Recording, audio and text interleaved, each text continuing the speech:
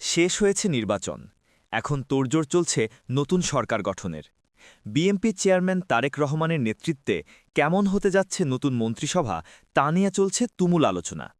এরই মধ্যে রাজনৈতিক অঙ্গনে নতুন করে আলোচনায় এসেছে একটি শব্দ, ছায়া মন্ত্রিসভা। কি এই ছায়া মন্ত্রিসভা? বাংলাদেশে কি সত্যিই গঠিত হতে যাচ্ছে এমন কোনো কাঠামো? ১২ ফেব্রুয়ারি অনুষ্ঠিত ত্রয়োদশ সংসদ নির্বাচনের ফল প্রকাশের পর জাতীয় নাগরিক পার্টি বা এনসিপি মুখপাত্র আসিফ মাহমুদ সজীব ভুঁইয়া ফেসবুকে ছায়া মন্ত্রিসভা গঠনের ঘোষণা দেন। তিনি জানান, স্বচ্ছতা ও জবাবদিহিতা নিশ্চিত করতে বিরোধী দল হিসেবে তারা একটি ছায়া মন্ত্রিসভা গঠনের প্রস্তুতি নিচ্ছেন।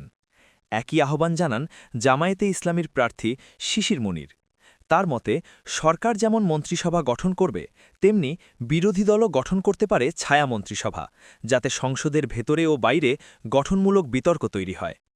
এবারের নির্বাচনে ১১ দলীয় জোট ৭৭টি আসনে জয়ী হয়ে বিরোধী দলে বসতে যাচ্ছে। অন্যদিকে ২/৩ বেশি আসনে জয় পেয়ে প্রায় ১.৫ যুগ পর সরকার গঠন করতে যাচ্ছে বিএনপি। এমন বাস্তবতায় ছায়া মন্ত্রিসভা গঠনের আলোচনা রাজনৈতিক অঙ্গনে নতুন মাত্রা যোগ করেছে। ছায়া মন্ত্রিসভা মূলত যুক্তরাজ্যের ওয়েস্টমিনস্টার পদ্ধতি থেকে আসা একটি ধারণা, যেখানে এটি শ্যাডো ক্যাবিনেট নামে পরিচিত।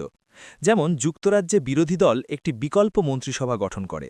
সেখানে প্রতিটি ছায়া মন্ত্রী সরকারের নির্দিষ্ট একজন মন্ত্রীর কাজ পর্যবেক্ষণ করেন, সমালোচনা করেন এবং বিকল্প নীতি প্রস্তাব দেন।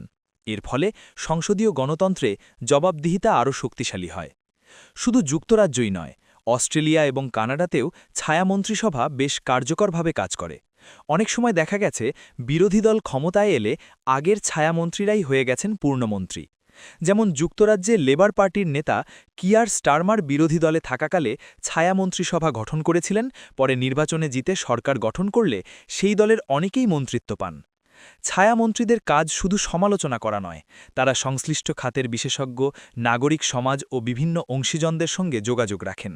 শিক্ষা, স্বাস্থ্য, অর্থনীতি বা পররাষ্ট্রনীতি প্রতিটি খাতে সরকারের সিদ্ধান্ত বিশ্লেষণ করে তথ্যভিত্তিক বক্তব্য তুলে ধরেন। এতে দায়সারা অভিযোগের বদলে গঠনমূলক বিতর্কের পরিবেশ তৈরি হয়। বাংলাদেশে আনুষ্ঠানিকভাবে কখনও ছায়া মন্ত্রিসভা গঠন হয়নি। তবে বিশ্লেষকদের মতে এটি বাস্তবায়িত হলে সংসদে বিরোধী দলের ভূমিকা আরও শক্তিশালী হতে পারে। সুশাসনের জন্য নাগরিক সুজনের সম্পাদক বদিউল আলম মজুমদার মনে করেন, কাঠামোবদ্ধ ও প্রাতিষ্ঠানিকভাবে বিকল্প মতামত উপস্থাপনের সুযোগ তৈরি হলে রাজনৈতিক সংস্কৃতি আরও ইতিবাচক হতে পারে। বাংলাদেশের রাজনৈতিক ইতিহাসে বহুবার মতপার্থক্য সংসদের ভেতর সমাধান না হয়ে রাজপথে গড়িয়েছে। হরতাল, অবরোধ ও সহিংসতা দেশকে করেছে অস্থিতিশীল। বিশেষজ্ঞরা মনে করছেন, ছায়া মন্ত্রিসভা থাকলে বিরোধী দল সংসদের ভেতর থেকেই শক্তভাবে সরকারের জবাবদিহি নিশ্চিত করতে পারবে এবং নীতিগত বিতর্ক হবে আরও সংগঠিত ও তথ্যনির্ভর। এখন দেখার বিষয়, নবগঠিত সংসদে বিরোধী দল সত্যিই কি ছায়া মন্ত্রিসভা গঠন করে নতুন রাজনৈতিক সংস্কৃতির সূচনা করবে, নাকি এটি কেবল আলোচনাতেই সীমাবদ্ধ থাকবে? সময়ই বলে দেবে বাংলাদেশের গণতন্ত্রে যুক্ত হতে যাচ্ছে কিনা এক নতুন অধ্যায়।